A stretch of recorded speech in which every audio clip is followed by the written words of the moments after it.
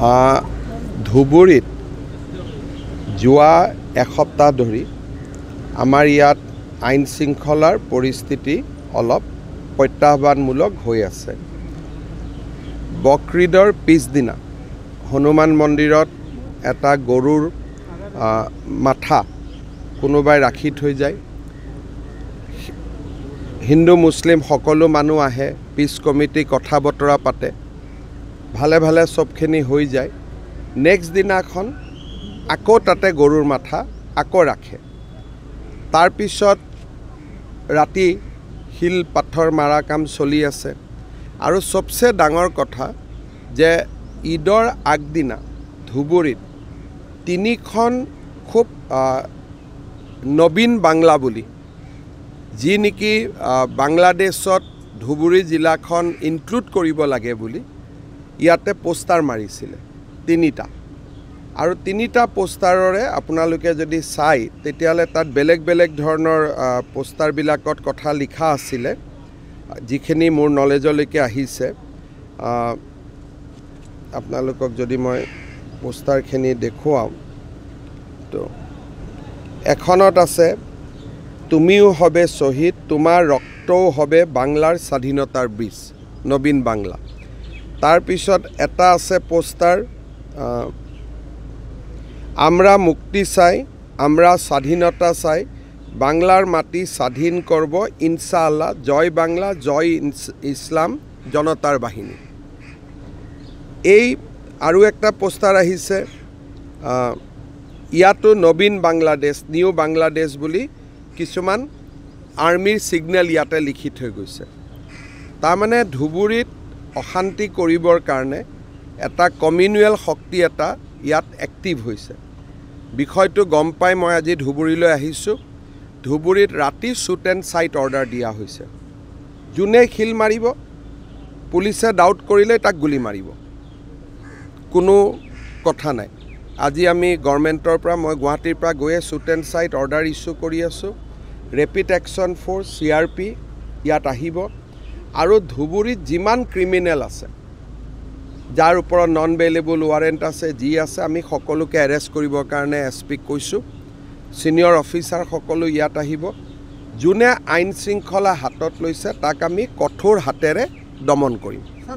চাওক, অহাবাৰটো বকৰীদৰ পিছদিনা ইয়াত ময়ে থাকিম আহি। ইয়াতে ৰাতি ময়ে থাকিম, ঈদৰ দিনাখন মই ইয়াত আহি যাম আৰু ইয়াত মই থাকিয়ে দিম। এইবাৰ এতিয়া মই কৈ থৈ গ'লোঁ, এইটো হ'ব নোৱাৰে। কোনোবাই এজন দুজন মানুহে, সাধাৰণ হিন্দু মানুহো ভাল, সাধাৰণ মুছলমান মানুহো ভাল, এটা দুটা চক্ৰই গোটেই পৰিৱেশটো বেয়া কৰি দিয়ে। আৰু এইটো আমাৰ চৰকাৰৰ দিনত ইয়াক মানি লোৱা নহ'ব।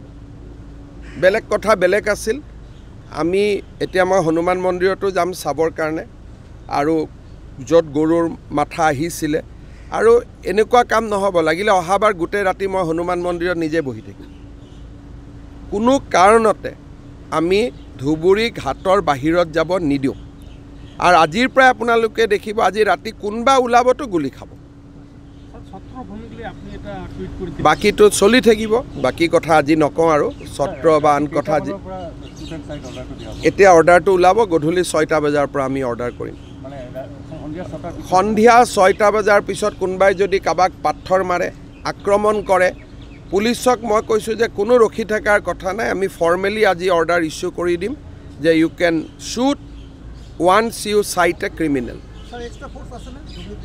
আজি বহুতখিনি ফ'ৰ্চ আহিব, ৰেপিড একশ্যন ফ'ৰ্চো আহিব, CRPও আহিব, আৰু বহুত ফ'ৰ্চ আহিব। ফ'ৰ্চৰ কোনো কথা নাই, অসম পুলিচৰ তাত 1 লাখ পুলিচ ফ'ৰ্চ আছে। গতিকে ধুবুৰীক যিমান লাগে আমি সিমান দিব পাৰিম। ধুবুৰীত ৰাতি শ্বুট এণ্ড চাইট অৰ্ডাৰ দিয়া হৈছে। যোনে শিল মাৰিব, পুলিচে ডাউট কৰিলে তাক গুলি মাৰিব, কোনো কথা নাই। আজি আমি গভৰ্ণমেণ্টৰ পৰা, মই গুৱাহাটীৰ পৰা গৈয়ে shoot and sight order issue কৰি আছোঁ। ৰেপিড একশ্যন ফ'ৰ্চ CRP ইয়াত আহিব। আৰু ধুবুৰীত যিমান ক্ৰিমিনেল আছে, যাৰ ওপৰত নন বেইলেবল ৱাৰেণ্ট আছে, যি আছে, আমি সকলোকে এৰেষ্ট কৰিবৰ কাৰণে SP-ক কৈছোঁ। ছিনিয়ৰ অফিচাৰ সকলো ইয়াত আহিব। যোনে আইন শৃংখলা হাতত লৈছে তাক আমি কঠোৰ হাতেৰে দমন কৰিম।